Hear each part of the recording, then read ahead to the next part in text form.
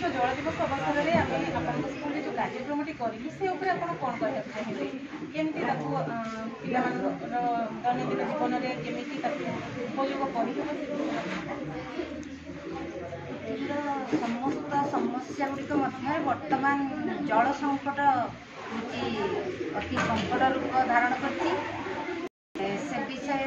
विद्यालय छात्र छात्री माने अधिक माने जेहेतु देशर भविष्य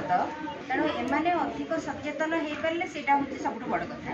कहीं समस्ते तो जानती जल ही जीवन पृथ्वी बहु परिमाण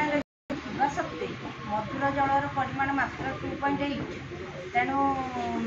यह अति उग्र रूप जी मधुर जल रही विभिन्न उपाय दिन दिन प्रदूषित होणु ये प्रदूषण को केमती बंद करेंगे जल को केमती वर्षा जल को केमती संरक्षण कर रखिए सचेतनता हूँ बड़ जिनस प्रत्येक बुंद बुंद में सिंध बनता है ये जो भावना से मैंने रखिकी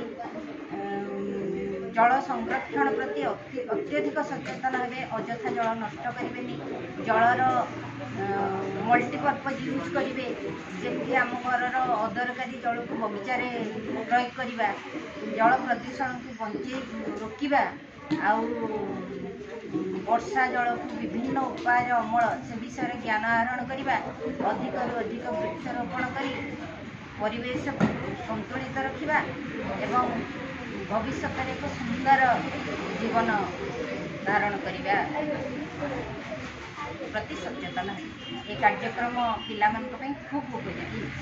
धन्यवाद दीदी आप बहुत बढ़िया भाव में कहते जलर उपकारिता जल को संरक्षण कर